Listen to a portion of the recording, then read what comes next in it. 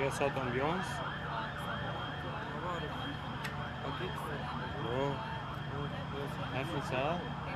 شهادة الله ما بعرف شي، بس قاعد بكافيه ماشي، الكرسي اللي قاعد عليه طار نزل على الارض يعني. انا قلت هزة، قلت هزة، سمعت قلت هزة، وقتها عم تطلع تحت الطاولة انه هزة. ماشي البواب الازاز، الباب خلع من الكافيه، فات علينا الباب هيك اختها وقعت الكافيه. ماشي ظهرت عم بتفرج هلا على كراكون دروز. ما شفت المكتب كيف؟ شفته واقع كله بالارض. ما شفت البناية كيف؟ شهادة الله ما في ظهرت من القهوة عم تطلع هي الباب متاكس من الدنيا. طريق جديد ده بعيد، كل ازاز طريق جديد بالارض. شو هاي؟ سمع الصوت شو على هاي؟ صمرة بصيدا صاروخ. صاروخ ولا فرقاع؟ صاروخ فرقاع؟ في واحد عم يفرجيني هو عم ينزل على فكرة، في مش هو عم ينزل، هو عم يفقع شيء.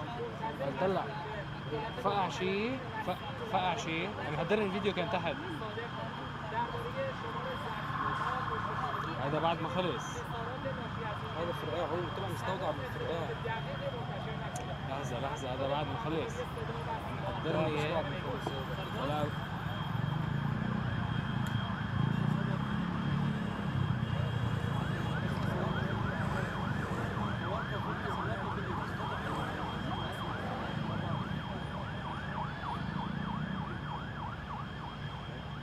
ايوه والله في شيء بوجهي كثير اخو منوكي هون. ايوه هيدا مين؟ ما بعرف، هو الفيديوهات عم توصل. عدلي اياه. هيك هو اللي كانوا بالبحر. هيدا اللي حضرني اياه، هذا هو اللي حضرني اياه. هون كان تحت واقف عم يحضرني اياه، مصور هو. بعت لي اياه طارق.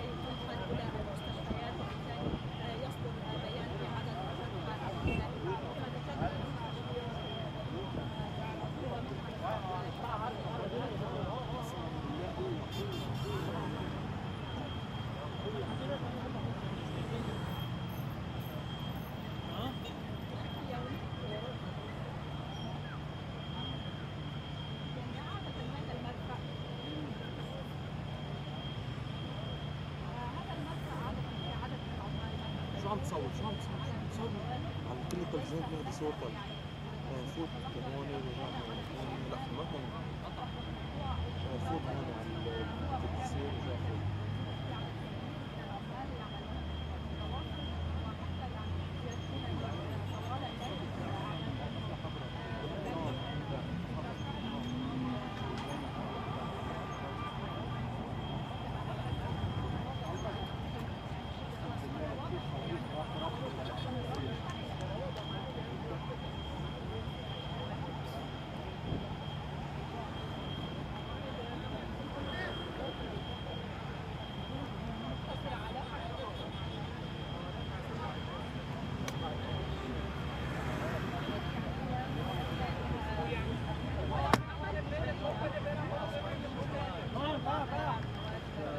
طارق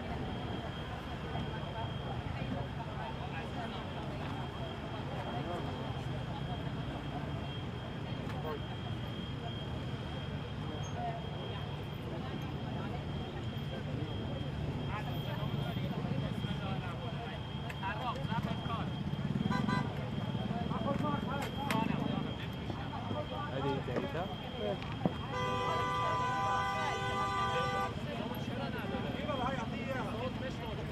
اعطيه ترايبود هاي. لا روح هيدي مظبوطة، رح ياخذ الثاني. ها؟ ايه يلا خذها روح.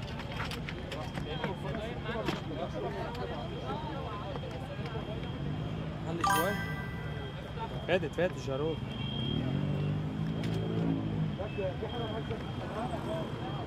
لا ما فاتت. يلا بس ايوه.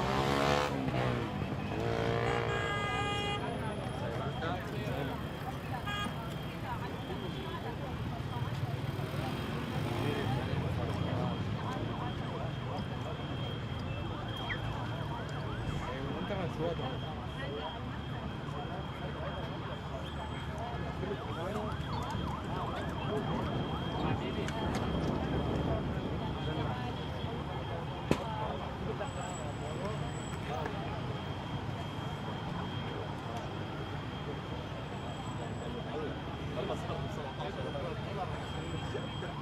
علبة الماربورو هلا ب 17,000. ها؟ ماربورو هلا ب 17,000. شو حبيبي؟ هيدي مش هيك، هيدي من غير من تعيد خالد. ماشي.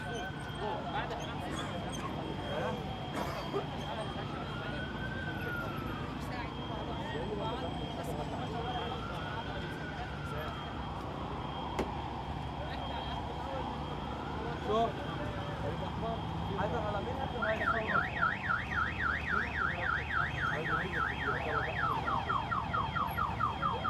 الو.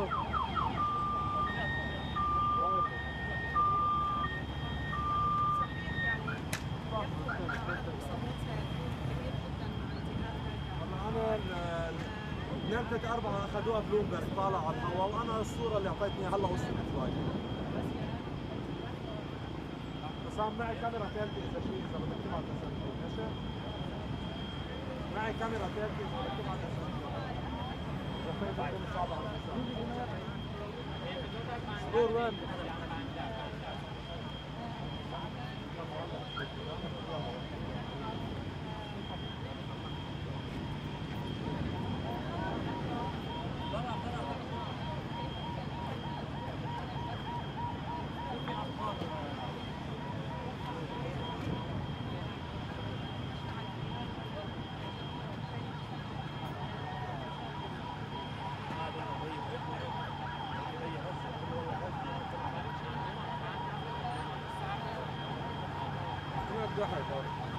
خليهم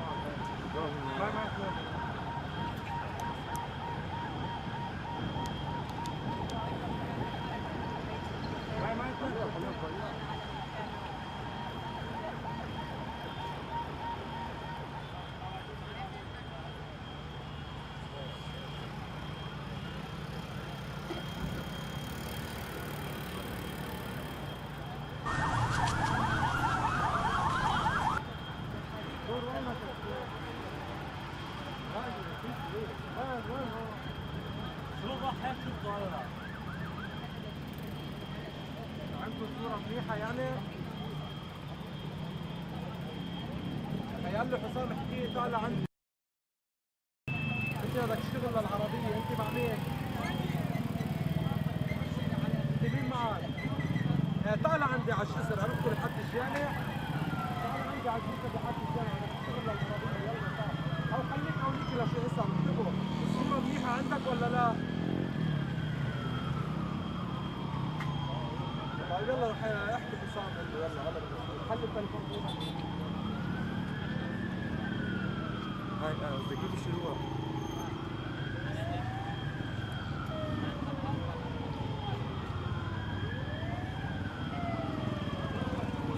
نشيلها هون كوزماتكس. بلا لازم خطها اوف. كوزماتكس هلا بدها يحطوا لك موسيقى نشيلها بمحل من المحلات.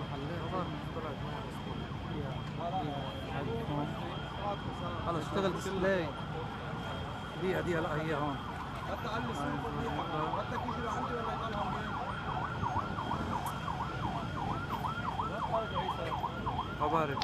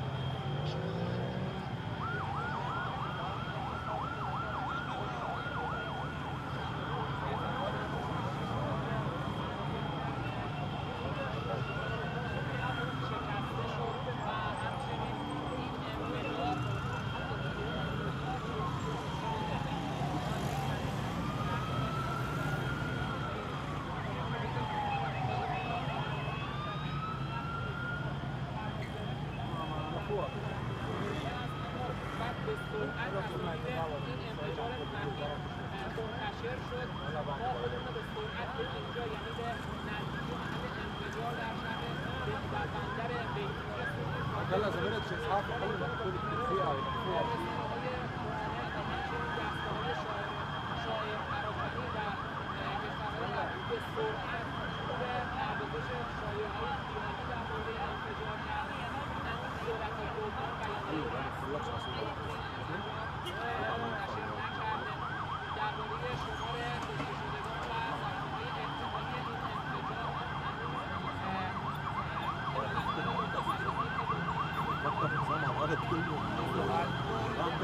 والله باينت هيدي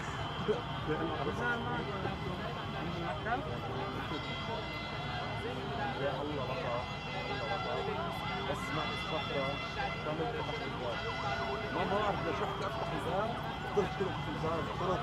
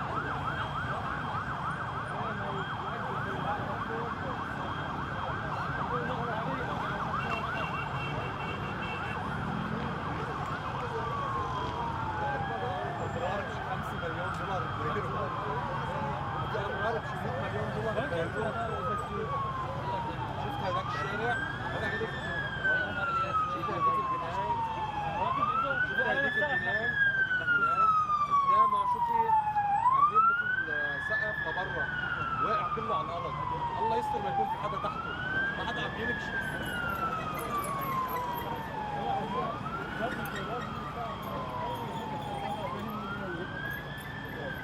كل الافلام اللي بتطلع راح ينزل صور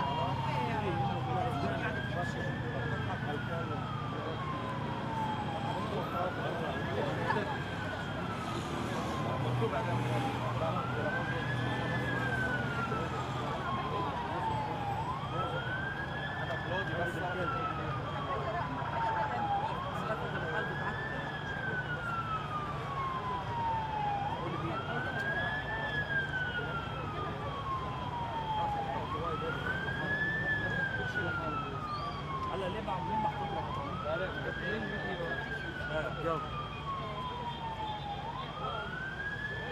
هتشوف شوف لي طالع الازاز هيك يمشي في بالمية قاعد هرب برا ازاز وبناية ازاز شوف يا طارق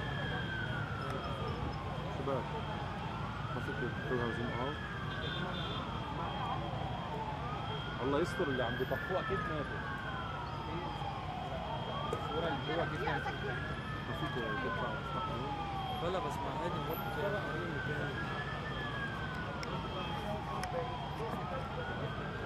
على البناية بدأوا على تليفوني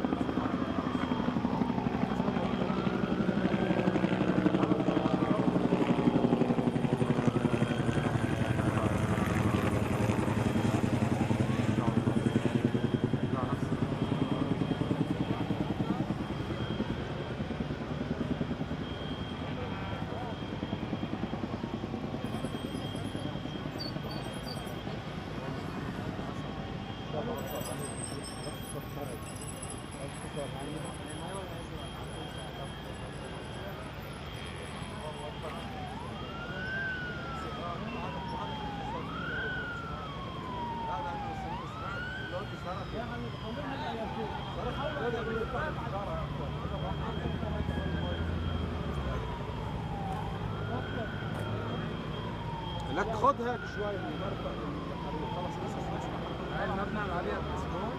ها؟ ضلنا نزلت واحد شوف هون لك هون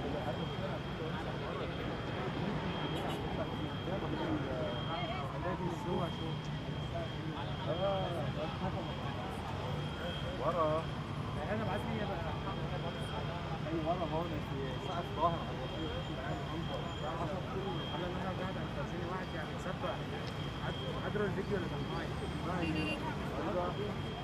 هو يعني تسبح وتحت بياخد ورا عشان الجو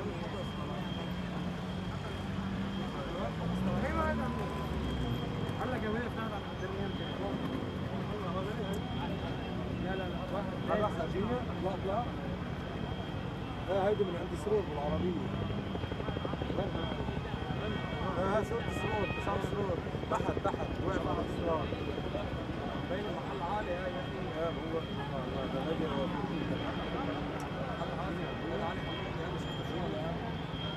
هذا محل عالي هيا يا زلمه هيا هاي الكاميرا هيدا على سطح البناية عندهم معلم لا ما بتشيك عين جوم عم تشرب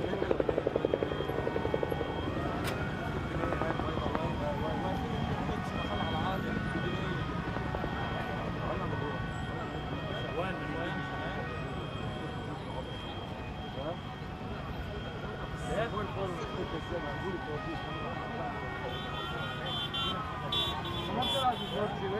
ابراهيم بقول لك هيدي هون هالبناية اللي هون شقة في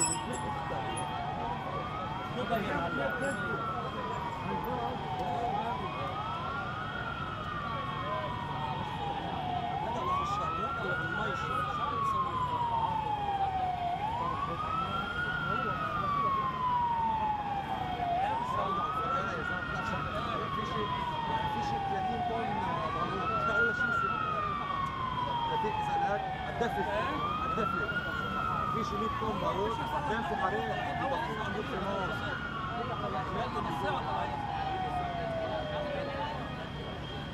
عايز عدل علم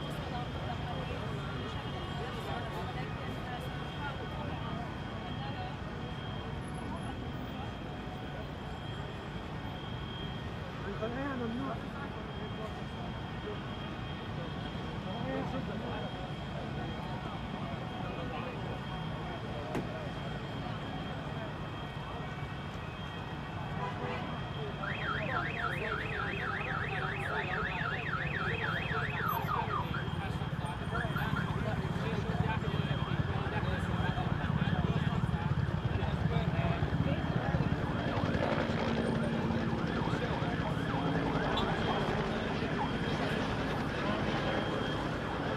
الطيارة بتاع طارق كنا عارفينك بتاع خلص راح لا لا اطلع وفوت بدي اسالهم اذا فينا نفل ندور قد مسميات لتحت سلحنا هوا لا اطلع وفوت عليها الطياره خليني اسال حسام بدك تقرب خلص صار امان هلا بطلع شيء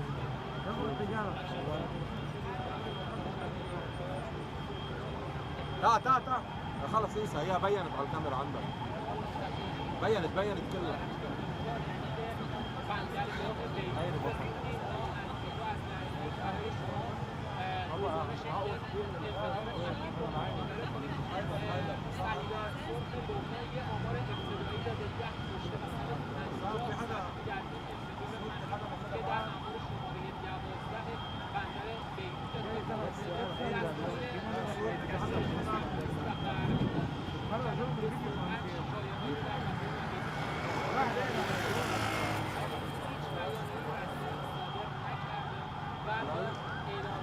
أكدت لنا بركي بنقدر نقف من غير هنا من جوا يلا روح هلا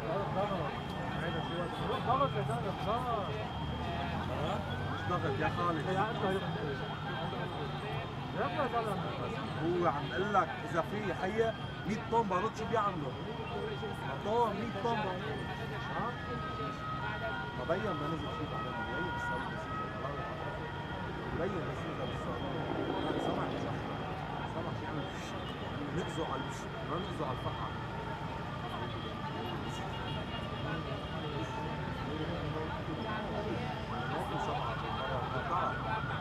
ناكل سبعة وقلنا نجاز على البناية وقعت برا شو اسمه علي على قلبك السبعة ناكل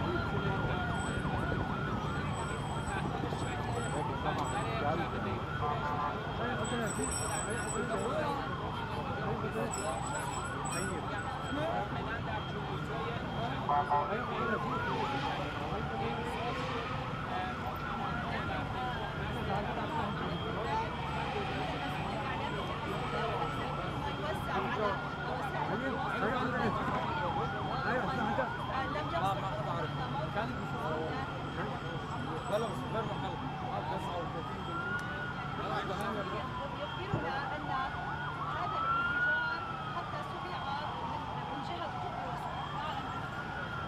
قريبة من لبنان موجود هذا الانفجار وصل هناك كما يقول لنا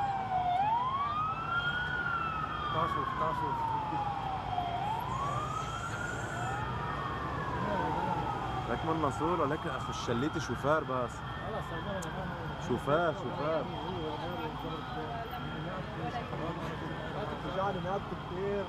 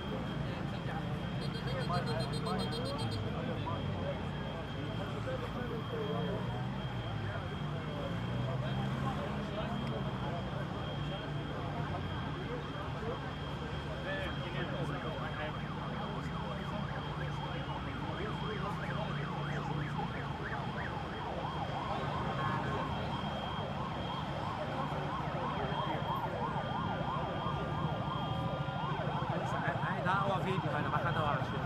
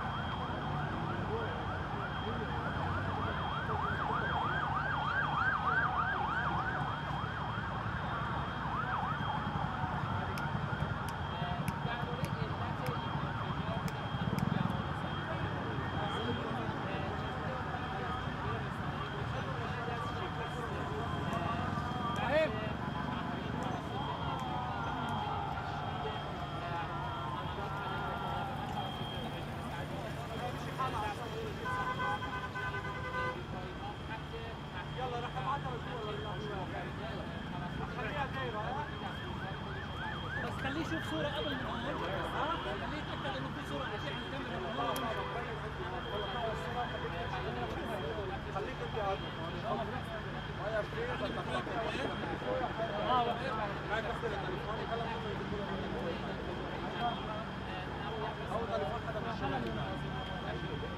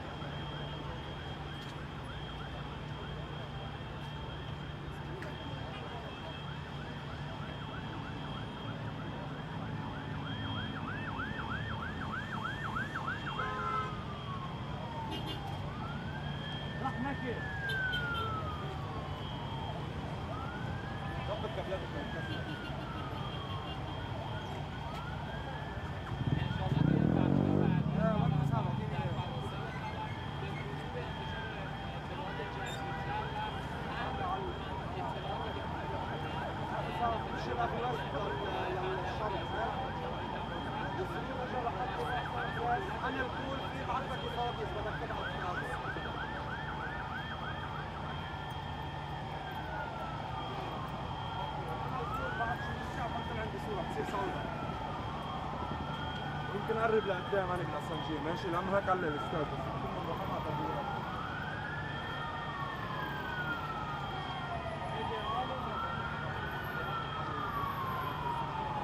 بس بعلمك رح تشتغل قاعده ها؟ قلبك كيف؟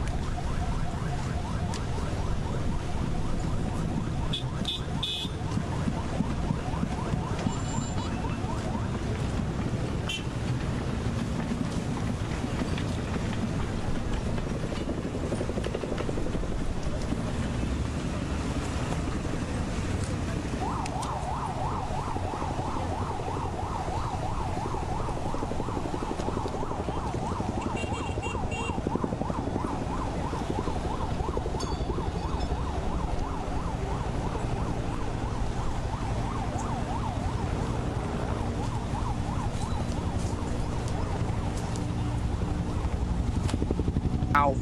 This is a very early to confirm. This is all.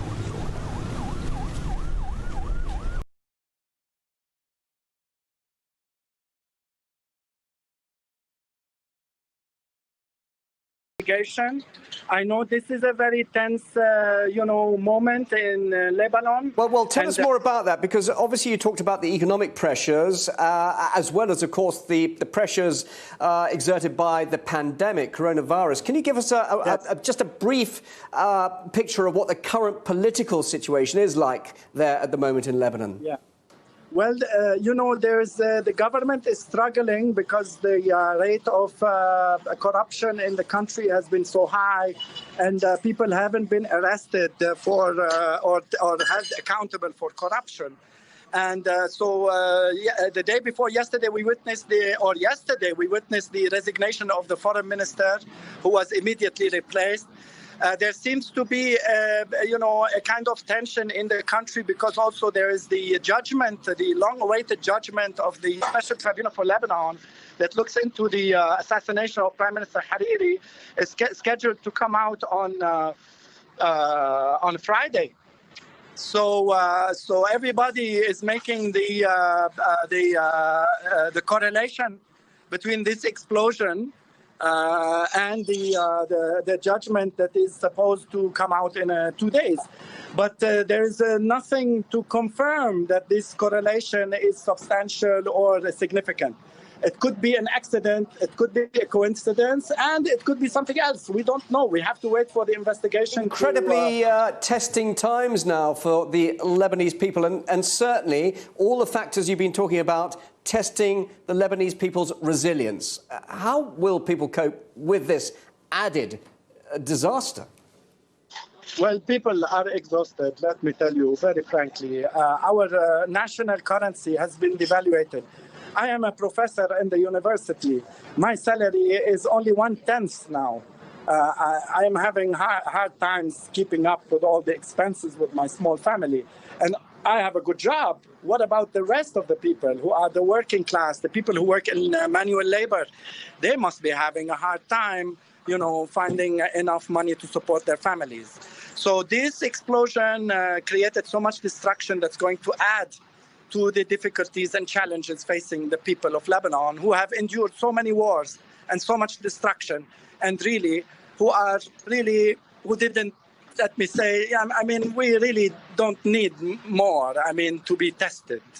Okay, we had enough, and I think the people will suffer more from this, and I hope that this doesn't increase the problems, and I hope the investigation will be a proper investigation, and if there's anyone responsible, I hope that they will be held accountable. Beirut, but of course, things is are far more complicated than that. Sure. Despite the situation you're describing at the moment, Beirut has, of course, pulled through some pretty tough times in the past, hasn't it? Yes, definitely. And I hope that the tension that is there today and this destruction today will not escalate in the coming days and weeks. How are you informed at the moment? What is local media saying at the moment? Who are people turning to find out more about what's happened, and also what's happened perhaps to their relatives and their friends? Yes, there was some panic in the first 2 hours. The panic now has calmed down a bit, but people were worried because they were all using their cell phones, and the cell phones got blocked because everybody wants to use the phone. So Now that things have calmed down a bit, I think people now are calmer. There are still wounded removed. There are still fires burning on the location. The army brought in some helicopters to put off the fire.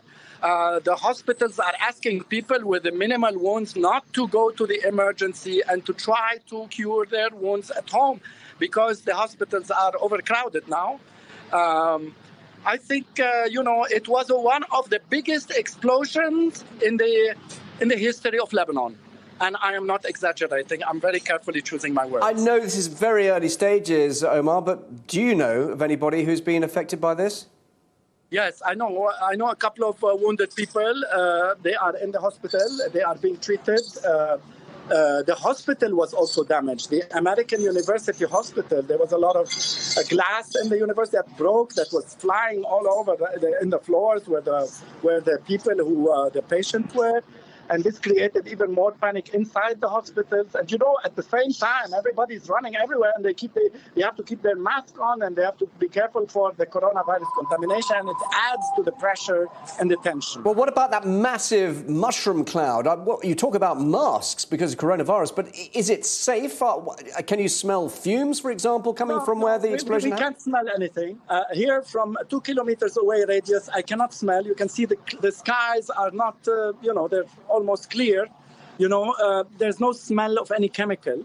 Yet the cloud the color was reddish and orange. So I'm sure there's a chemical agent there and a highly explosive material. Now, what kind of material this is? Could it be nitrate for fertilizers in a warehouse in the seaport? Possibly. Could it be fireworks or a mixture of all these things? Possibly, and it could be something else. So let's wait for the investigation, and I think speculation cannot be very useful. Do you not fear for your safety by being outside, which I can see you are at the moment? Yes, it's okay. There's nothing, after the explosion, there was no other explosions that followed, and there was no shooting or no direct danger. Now, after the explosion, things have calmed down. We have to remove all the wounded, all the dead, and the investigation has to be on the way so that we can know exactly what happened. And I hope the coming hours will reveal something. Well, we wish you the very best of luck, and thank you very much indeed for talking to us live there from Beirut. Dr. Omar Nashabi, thank you.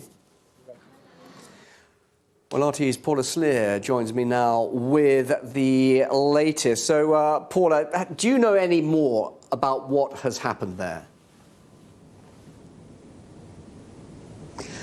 Well, as your guest was saying, within the last 2 hours, there was a massive explosion that shook the Beirut port. It is still too soon to confirm what caused the explosion, but the initial suggestions are that it was a container of explosives. We are receiving reports that oil got set alight, with eyewitnesses saying that they heard a massive explosion, an orange-red mushroom cloud forming overhead. Eyewitnesses saying that buildings in the vicinity shook, that at the same time there was widespread destruction, and it destroyed everything in the area.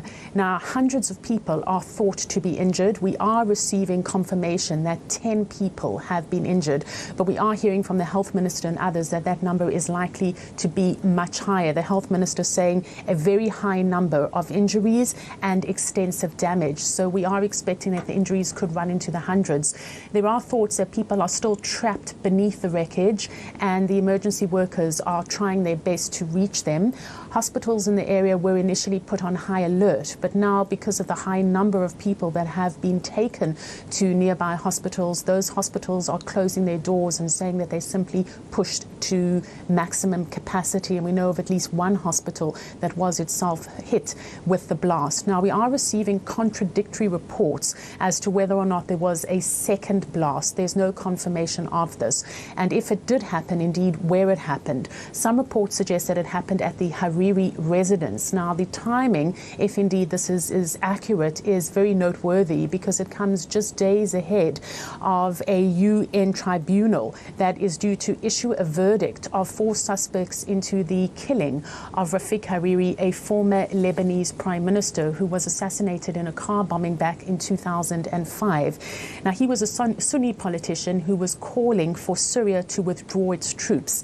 Hezbollah, which is a significant political player player in the Lebanon scene, has dismissed the trial, saying that it is not politically neutral. Now, we're just receiving reports that hundreds of people, as I mentioned, have been injured, and that roads to and from the area are blocked. So there's a lot of confusion, and it will take some time for some clarity to come through as to what actually caused the blast and whether indeed there are, what are the final casualty figures. As you know, Lebanon is a country that is riddled with sectarian strife, so it could be that this was an accident or could be politically motivated. Politically, the country is going through turmoil. It was just yesterday that we saw the resignation of the foreign minister. The country also witnessed a bloody civil war back in the 1970s. So added to all of that, you have an economic crisis at the moment. The country is struggling to get a grip on the whole coronavirus pandemic. And so we'll have to wait and see what the investigation comes up with. But no doubt this is a massive blast, if not two blasts, that has wreaked havoc on Beirut, and emergency services are struggling to get on top of it. Paula, can you give us an idea and put into context and explain to us the role of Hezbollah in all of this? Well, in recent days, there has been a flare-up of tensions between Hezbollah and Israel. So there was initially some reports that this could be an Israeli strike, but those were immediately shot down. So if we can put that to one side, the idea that Hezbollah, as a political player that has Iranian connections linked to fighting against Israel, and that has reached momentum recently. Within Lebanon itself, Hezbollah is an important political player, and in recent years it has gained a lot of support and again a lot of momentum, with more and more people supporting it. Having said that, it's caused great division between the various sectors of the Lebanese public. So whether you're suggesting that Hezbollah in any way is behind this is something that people perhaps might ask, but they would be cautious to say until there was some kind of investigation that was done. Hezbollah has support in a lot of quarters within the Lebanese society, but there are sectors of the society who are against Hezbollah. So that again contributes to the sectarian strife that we see within the country. Paula Salier, thank you very much indeed for that update. Well, I'll have much more on this developing story after a very short break.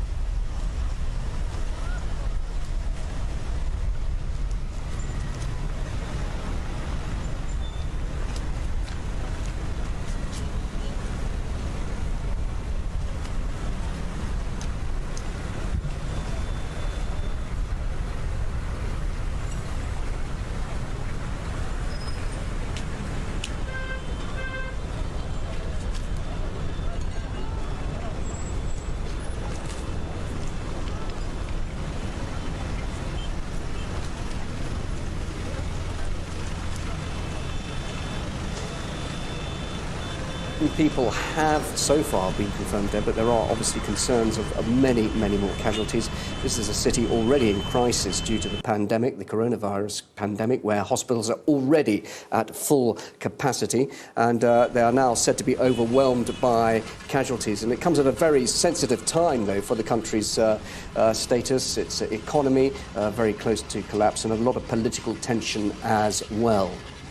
So we hope to be hearing further from there. We heard earlier from our correspondent Paula Sleer, who was giving us a bit of a background into the context, the political situation there at the moment. But talking to our eyewitness earlier, we know that this is a country at the moment going through severe economic crisis, huge tensions, and this is yet another blow testing the resilience of the Lebanese people. Now, these are pictures showing the aftermath of an explosion which happened in the port area. There are reports that this could have occurred in a fireworks container in the port, but nobody has yet to explain or confirm exactly what caused this huge blast, as you can see there on screen, captured by social media, and the impact it's having there in the local port itself.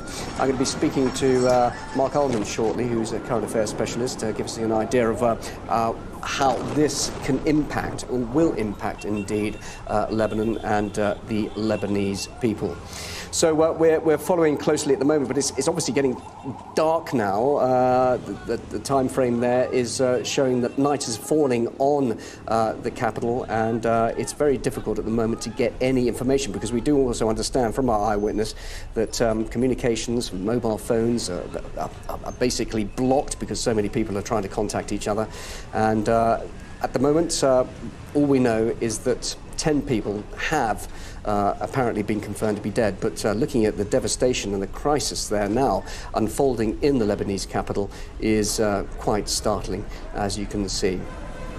And the Lebanese health minister, he has spoken of many injuries and extensive damage, and we hope to bring you more information about the aftermath of what has happened. And earlier, as I mentioned, I spoke to someone who witnessed the event. The explosion was massive. It's a huge explosion. We're not sure until now what caused the explosion, and the authorities are not confirming anything. The investigation is on the way. The Beirut seaport. There was apparently there are some boats there where there are some wounded people. They're trying to remove the wounded people from the boats and from the surrounding area. We're not sure also how big is the death toll and how many wounded there are, but for sure we have seen around 15 bodies being taken from the site of the explosion. And there's a lot of glass because the explosion, there was a lot of pressure from the explosion that I don't know where this pressure comes from, but it was very strong. So therefore, over a large radius, the glass was flying everywhere in the city, and therefore a large number of people were wounded from the glass. So how far away are you then from where the explosion happened? And were you yourself possibly in danger from flying glass and debris? Yes, I am about 2 kilometers away, and in this radius there was a considerable destruction, you know, to the residential areas and the commercial, the civilian infrastructure was damaged. I could say the damage is pretty serious, and you know, I have to remind you also that Lebanon is going through a very serious economic crisis, and also we have the coronavirus outbreak. So this adds to it, and the situation is becoming more and more challenging. We are seeing startling pictures, images, but we're not hearing anything. So when it happened, what did you hear, even though you were 2 kilometers away? Yes, well, there were 2 explosions. We heard 2 explosions. Now, we're not sure, but there was a kind of the first explosion. We can see from the footage that was later aired that there was a first fire and a small explosion that was followed by a larger explosion. And there are reports that say that there is a warehouse in the number 12 warehouse in the airport that contained some fertilizers and some fireworks. Now, This is a very early to confirm. This is only preliminary reports that were out, so we're not sure about that. So we'll have to wait until the investigation, moves forward. The important thing now is to rush the wounded people to the hospital. Although the explosion took place around maybe 2.5 hours to 3 hours ago, there are still people perhaps trapped in buildings, trapped in residential places. And the army, the Red Cross, the civil defense and the civilians are trying to remove the people. 5 minutes ago, the head of the General Security, General Abbas Ibrahim, visited the site of the explosion. He said, and he stressed that we shouldn't make any prejudice. Let's wait for the investigation.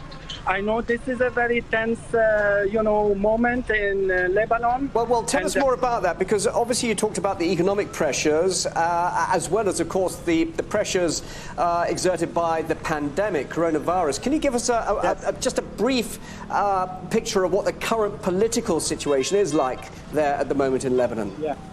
Well, there's the government is struggling because the rate of corruption in the country has been so high, and people haven't been arrested for or held accountable for corruption. And the day before yesterday, we witnessed the resignation of the foreign minister, who was immediately replaced. There seems to be, a kind of tension in the country, because also there is the judgment, the long-awaited judgment of the Special Tribunal for Lebanon that looks into the assassination of Prime Minister Hariri, is scheduled to come out on Friday. So everybody is making the correlation between this explosion and the judgment that is supposed to come out in 2 days. I'm now joined by political analyst Mark Ullman. Mark, thank you for being with us. Your immediate reaction to this? Well, it's obviously an extraordinary explosion, and unfortunately, although quite rightly we've been warned not to leap to conclusions, there are already circulating all sorts of explanations, theories about what has caused it. And given Lebanon's terribly politically explosive nature, with its divisions between Christians and Muslims, between different types of Muslims, Hezbollah's Shiite supporters and the Sunni supporters of Mr. Hariri, for instance, you've got a very potentially very explosive social context in which this is taking place. And as we've just heard, you have on Friday the verdict in the trial of the people accused of blowing up Rafiq Hariri, the Prime Minister, in 2005.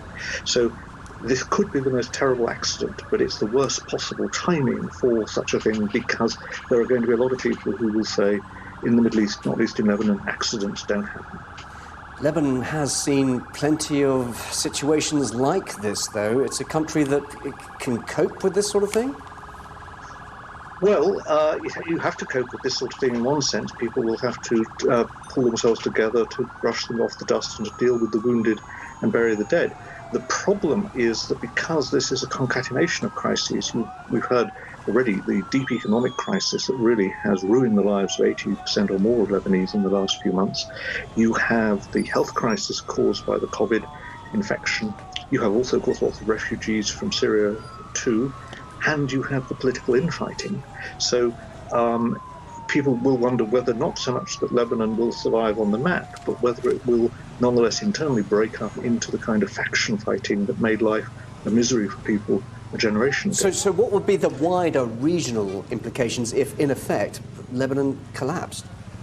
Well, Lebanon is, to some extent, obviously a gateway to Syria, for instance, so that the effect on the Syrian government would be quite profound, because to some extent, despite the fact that many refugees from President Assad's regime live in Lebanon, also it's a route of contact with the outside world.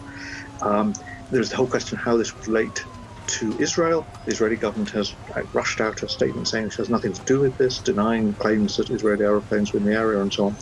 But of course, Hezbollah in the south of Lebanon, in the south of Beirut, is always in a high state of tension with Israel, so there is a risk that the rumours accusing Israel whether true or false, and as I say, denied by the Israeli government, could lead to a surge in violence along the border with Israel. So we could see not just internal tensions come to the surface in Lebanon between the different groups, but also ramifications in the neighbouring area, which is not exactly stable at the best of times. It's a very complicated situation, the internal factions, as you say, within the country itself. And I've read some of your articles in the press, and you explain it so brilliantly. But can you give us a brief idea of what is actually happening internally, apart from what's happening externally, the pressures on the country? Well, you have this great economic crisis that is in part created by the tensions inside the Lebanese ruling elite between those who were friends of the Saudis and of the rich Gulf states who previously put money into Lebanon, but in the last few months, particularly with the economic crisis caused by COVID and the downturn in oil prices, aren't able and willing to support Lebanon so much, partly because they say that the governing alliance between Hezbollah, a Shiite group, and the Christians supporting President Aoun is something they don't like. So the rug economically has been pulled from underneath Lebanon. American sanctions on Lebanon's banks that deal with Syria as well has, of course, caused a crisis for a country that is so dependent on importing things like foodstuffs. So you have all these political, economic tensions. And then, as I say, you have final culmination of this long, weary process of trying to find out who killed Prime Minister Rafik Hariri, the ex-Prime Minister, in 2005. That's supposed to happen on Friday. And that's why this explosion is going to be seen, sadly, whether true or false, by so many people as, in some sense, a repetition of that calamitous explosion back in 2005, because is somebody trying to send a message to the court? Now, I suspect it could well be just a terrible accident. But as I say, the problem in Beirut is going to be a lot of people will find it difficult to believe that such a terrible explosion could just be an accident. And they're going to be looking for who to blame. And depending on your affiliation, your loyalty, Shiite, Muslim, Sunni Muslim, Christian, and so on, you will point the finger of blame at your enemies. And that, sadly, is going to sound plausible to a lot of people, even if it's not true. And what are the dangers, then, of this finger pointing at the moment where there is absolutely no concrete evidence? Because at the moment there's talk of a fireworks depot or a container blowing up, but there's obviously speculation there's far more to it than that. How damaging could some of those blame games be? Well, you see, partly because you have this really terrible economic state of affairs where huge numbers of people in Lebanon are almost on the edge of hunger because of the economic collapse. And this simple calamity to the main port of entry is going to make the economic situation, the food supply situation, worse. Huge grain silo has been very badly damaged. That's very visible in the pictures next to where the explosion seems to have taken place. So you could then see the kind of violence that erupts from desperation. People with guns, and there are a lot of guns and other weapons around Lebanon, may say, we've got to grab what we can get to see our people survive. And so you could have a very naked sort of Hobbesian survival of the fittest take place, which will really make previous Lebanese civil wars seem rather rational and calculated, because they could be said to be between political groups. But now we could well see a kind of battle for survival, such as the terrible economic crisis. How will we see neighbouring countries react to what's going on there? Well, there is always a positive side that could come about. That is to say, the neighbours could act to provide relief, medical relief for the injured, humanitarian relief for those in need, and even economic relief. But of course, we have the problem that everybody who has an interest in Lebanon is also short of money at the moment. And so that's partly what has happened to make the political situation so unstable. Previous sponsors and patrons of different groups in Lebanon can't afford to keep them going, whether Iran for Hezbollah or the Saudis for the Sunni Muslim side. And so whether now there would be a willingness or the ability to reach into pockets which aren't as deep as they used to be to help out in this situation, I think must be doubted.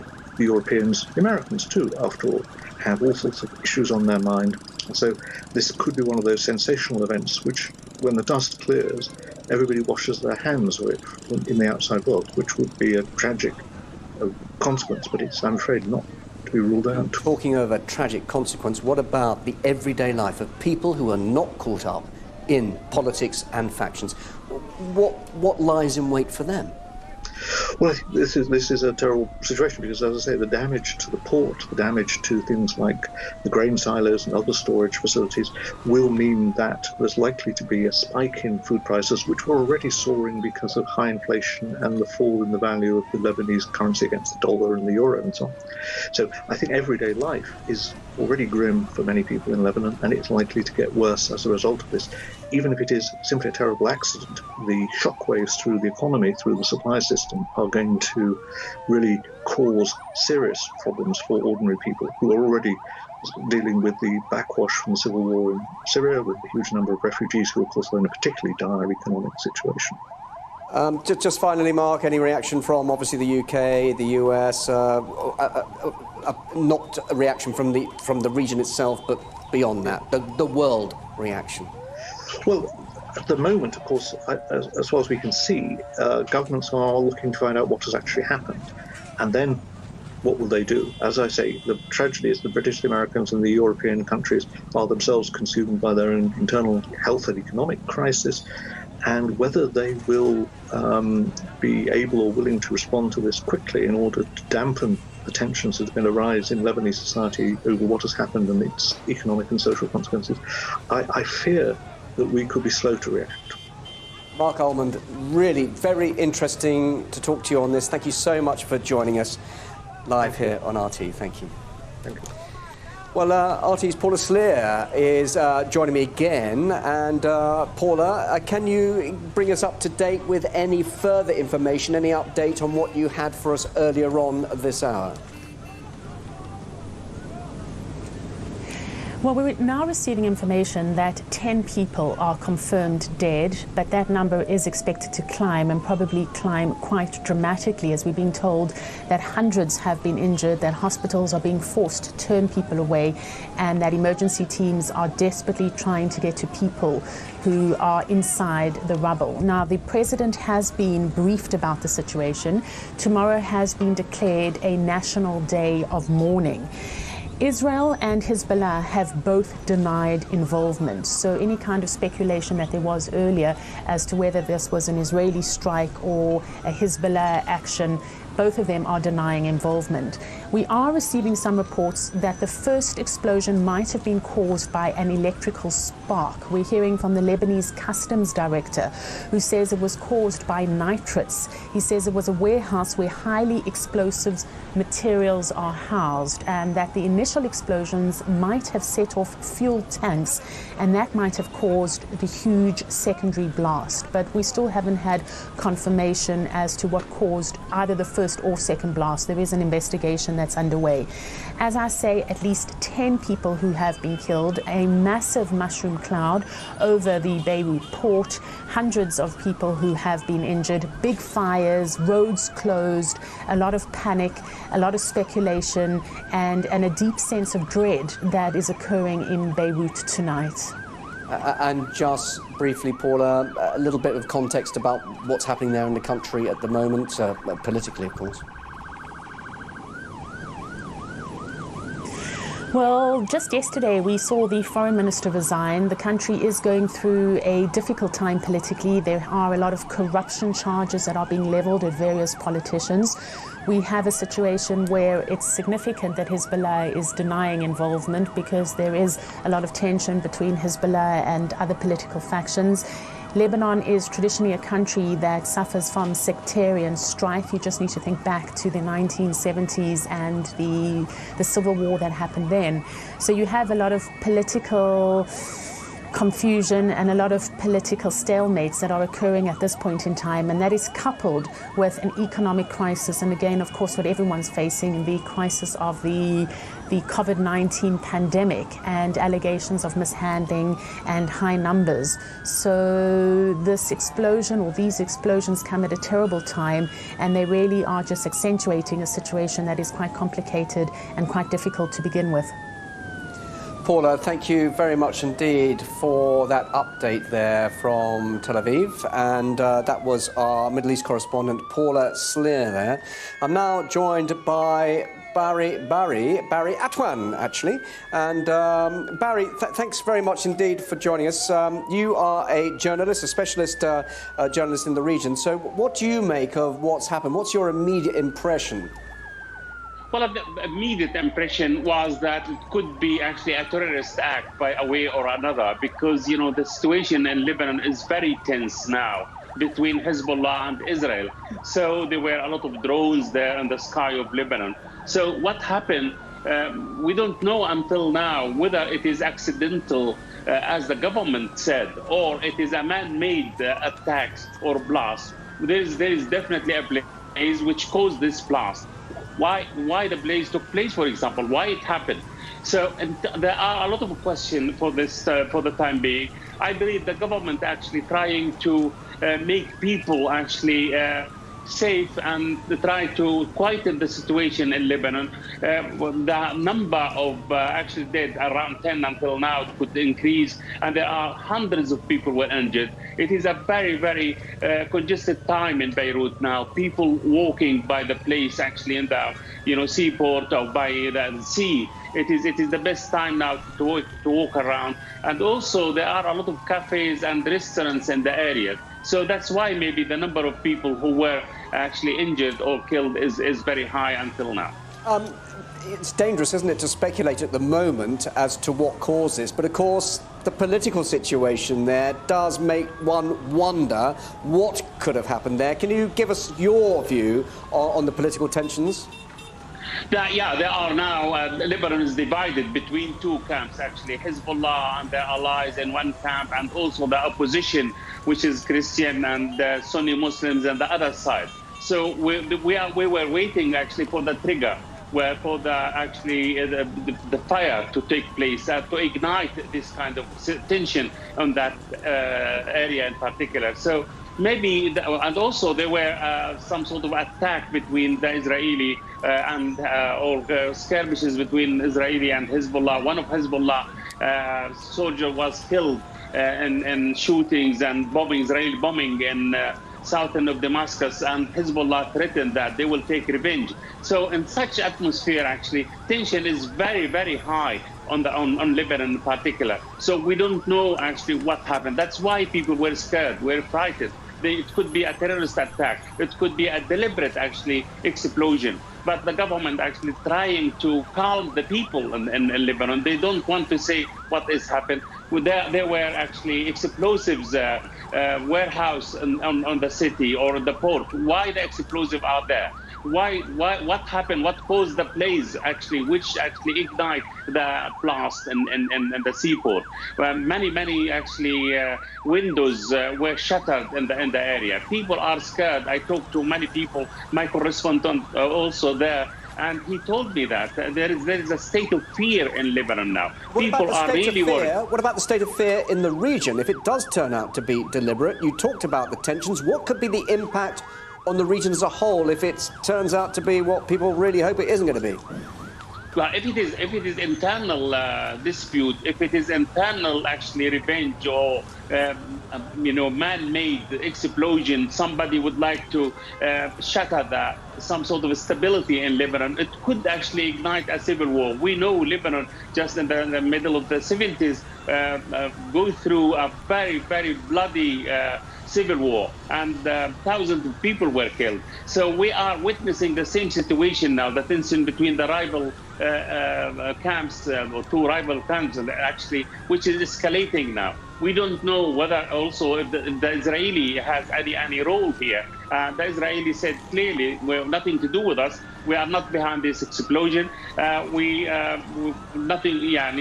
Don't suspect us of being behind it. So we don't know yet. I believe it is very, very few information, but definitely there is something suspicious. Why the blaze took place? Why actually the blaze ignite the blast? What's the government reaction? Why this huge number of casualties happen? So people are really, as I said, scared, and a lot of speculation, a lot of rumors actually spreading in Beirut now, according to the people I contacted just an hour ago. So We don't know yet, but the region, the whole of the Middle East now in a state of tense now. There is a lot of tension between the Israeli and Syria from one side and Hezbollah also in the same side. You say So we don't know. Sure, you say people are scared, but of course Lebanon has been through crises like this before. Oh yes, yeah, they have been before, but recently, they know the situation is very explosive. They know that the tension is very high. They know that they are waiting for the trigger actually to explode the tension. But all parties, especially Hezbollah and Syria, they are trying to actually stay away from any clashes with the Israeli. The Israeli, have been bombing Lebanon for the last 3 years or so, and always the Hezbollah, the Iranian so-called soldiers or consultants who are in Lebanon, in Syria, are trying to stay away from any direct confrontation with the Israelis. Will we see any intervention from other countries, though? You say they want to stay away from it, but what about some sort of global intervention as such? Oh, yeah, definitely. The Americans are putting a huge pressure on the Lebanese government, on the Lebanese, Christian, to disarm Hezbollah, to actually ignite some sort of a civil war with Hezbollah. Hezbollah should be stripped completely from the heavy weaponaries. They have about 150,000 missiles and warehouses everywhere in south of Lebanon. So the Americans were putting pressure on the Lebanese government, saying, look, there should be one arm and one army, which is, the Lebanese official one. We don't want Hezbollah to have any kind of heavy weapons, missiles in their side. We have to actually, because they want to, Lebanon now in a state of disarray. It is a huge confusion. It is a huge anarchy, and the country is starving. The Lebanese lira lost more than 80% of its value in the last just a few weeks. So the country is in debt. The negotiation with the monetary fund collapsed completely. Arab government like Saudi Arabia, like Kuwait, stopped actually sending them financial help. So it seems that Lebanon is waiting for the trigger. Just briefly then, it seems that the line is that this was an accident, but what happens now? What's going to unfold now? Just briefly. Well, to be honest, if it is, accidental, which many people doubt, actually, if it is a man-made explosion, actually, or blast, it could ignite some sort of a huge reaction, whether from Hezbollah, if the Israeli behind it, maybe Hezbollah, Iran could react. If it is accidental, as I said, it could actually, people will suffer, and they will try to quieten the people there in order to avoid any escalation, whether from internal powers, whether to avoid infighting among the Lebanese factions, also fighting with the Israelis. So Lebanon in a very, very, very bad state, economically, politically, military-wise. So I hope these things will pass. Okay, today. So just last thing, the Higher Council of Defense is having an emergency meeting soon in order to look at the situation. I don't believe the Higher Council of Defense will have an emergency meeting unless there is something serious behind this blast. Barry Atwan, thank you very much for contributing live here on RT. For more on this developing story, I'm now joined by Middle East expert Amar Wakav. Amar, Lebanon has already suffered so much with coronavirus and, of course, political tensions. This tragedy will damage the country massively, no matter what is behind this massive explosion. Yes, indeed. I mean, at first sight, you see the wheat storage in the port of Beirut being pretty much devastated, and this is where Lebanon gets its wheat from. It's all important and so on to a large extent. So we're yet to understand what the extent of the damage is, obviously, and whether anything apart from it. Obviously, quite a few things are devastated to a very large white circle around the port itself. So yes, this is a huge blow to Lebanon, to the Lebanese economy. That's the last thing they really needed at this moment. And obviously we don't know enough yet, but what do you think could have happened? Could this have been an attack of some sort? Well, we've seen suspicious attacks elsewhere in the region, notably in Iran with the Natanz nuclear power station or research facility, and other places like a port in Iran, also on the Gulf. There are quite a few of them. You could argue that this was man-made, and if man-made, then there probably, a suspicion that the Israelis are behind it. Sure, but there's no evidence, is there? There's no evidence. All it is speculation, and of course social media is going wild with all sorts of theories. Yeah, very much so. We have to be careful. The news we have from the ground is that this has been a container. The source of the explosion is a container of ammonium nitrate, which is used pretty much in everyday life, say for example in order to extract rock to build or whatever. There are all sorts of industries that use that. Apparently this specific container was seized due to a judicial order a few years ago, so this is not new. And the officials so far, we're yet to have a coherent statement, an official statement, but the officials so far being interviewed are saying that this would be the source of the explosion, and then that this particular container was put in a bigger warehouse that contains all sorts of chemical materials, which probably explains the other, or the second big explosion. But as you said, the social media and even analysts are rife with speculation that this could be Israelis. Now, the Israelis, as far as we understand, have put forward a statement saying, an official statement saying that we have got nothing to do with this. And it was interesting that they so quickly came out to say that we have got nothing to do with this, probably to avoid any sort of uncalculated escalation, because the border between Lebanon and northern Palestine is pretty much tense at the moment. We've seen last week an incident where the Israelis bombed left, right and center for apparently what they thought was an incursion of some sort. Sure. So we have to make it clear that any links to Israel is pure speculation at this stage. But what perhaps could we say if it isn't a deliberate act? Are you concerned it could be made to look like that by opposing factions within Lebanon? Who would know? Such an explosion could be, triggered by a very simple bomb, and, what evidence can you really gather from that? But to go back to the Lebanese, there is a problem now in Lebanon that those who are pushing behind the Israeli theory or the deliberate intervention theory are those who are interested in getting rid of Hezbollah's arms and saying, so the suggestion is, if it hadn't been for the Hezbollah arms, we wouldn't have had this strategy. These are the narratives that we are hearing at the moment from the people who are opposing Hezbollah. There is also all sorts of accusations against the weak Lebanese government. They're not able to do so. But if it is just an accident, then I wouldn't rule out any similar accident everywhere else in the Middle East, pretty much, because the safety standards are not as high as one would expect or as needed in such areas. And the port of Beirut, pretty much lifeblood of much of Lebanon and sometimes Syria as well, is clogged with material, and it's very busy, so anything could happen. Amar Wakaf, thank you very much for joining us live here on RT. Very good to talk to you. Well, earlier I spoke to our Middle East correspondent, Paula Sleer.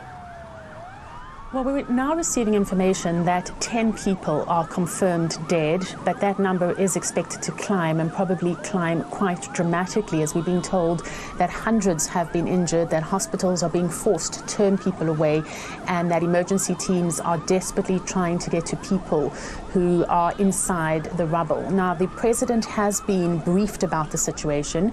Tomorrow has been declared a national day of mourning. Israel and Hezbollah have both denied involvement, so any kind of speculation that there was earlier as to whether this was an Israeli strike or a Hezbollah action, both of them are denying involvement.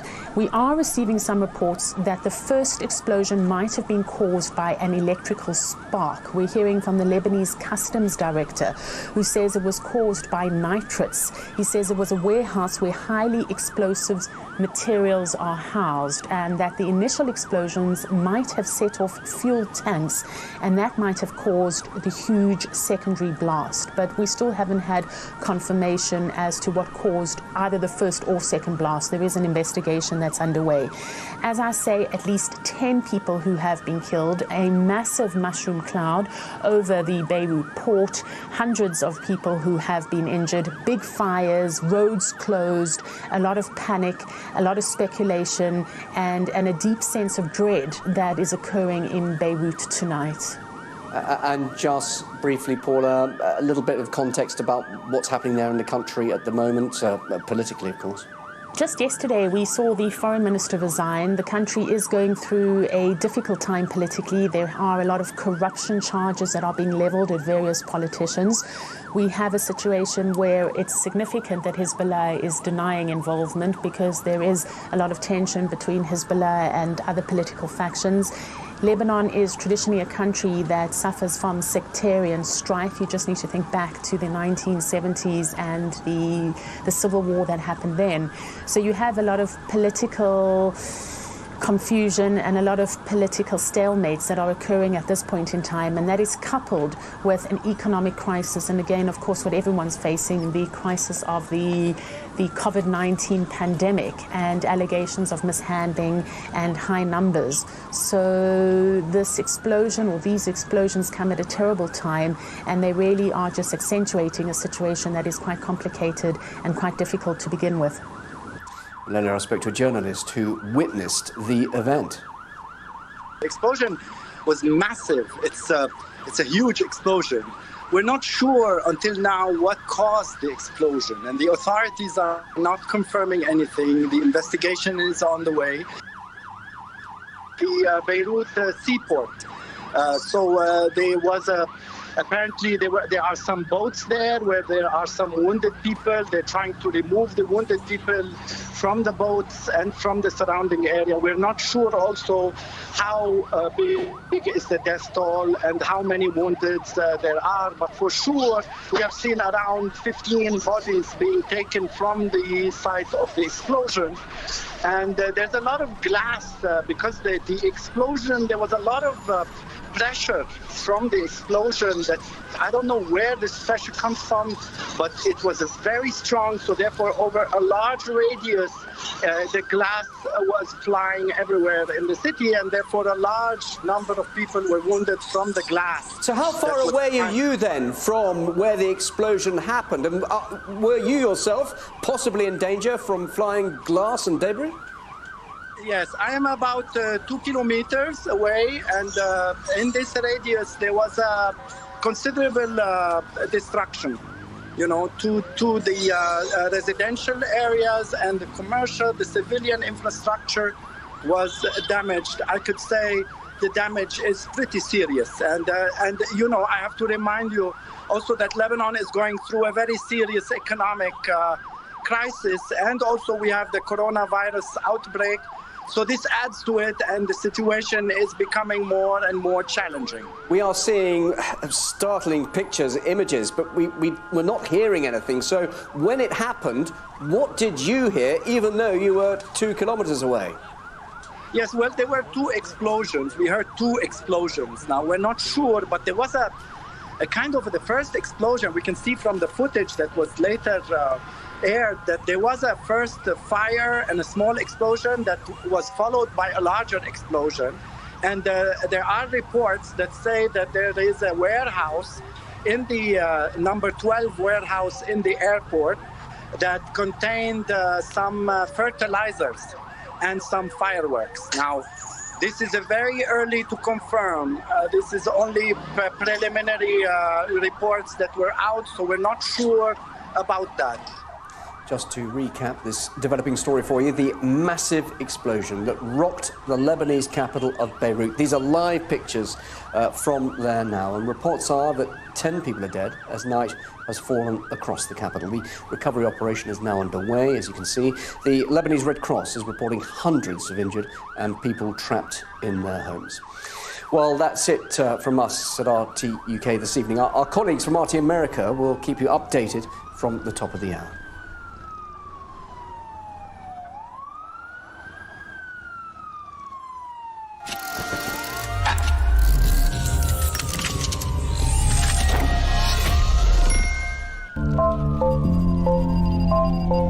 When old truths seem wrong, when old rules just don't hold, and a new world is yet to shape out,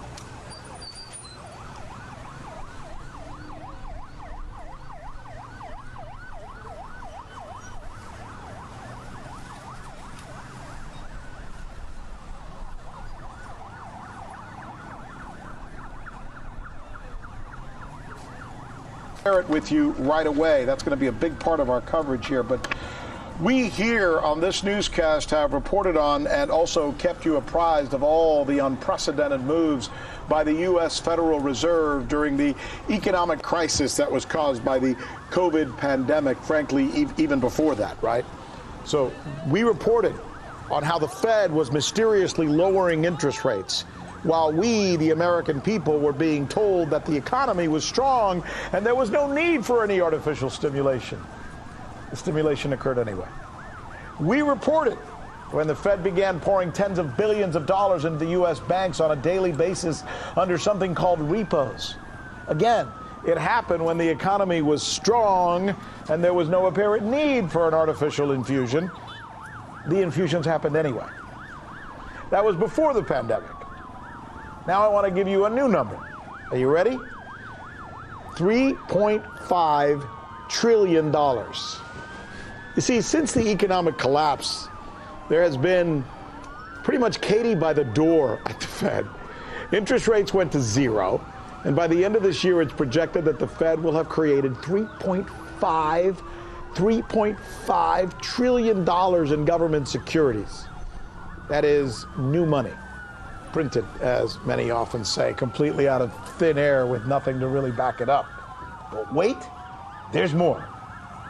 Now we're learning that the Fed is printing money not just at the behest of the American economy, but now also at the behest of economies all over the world.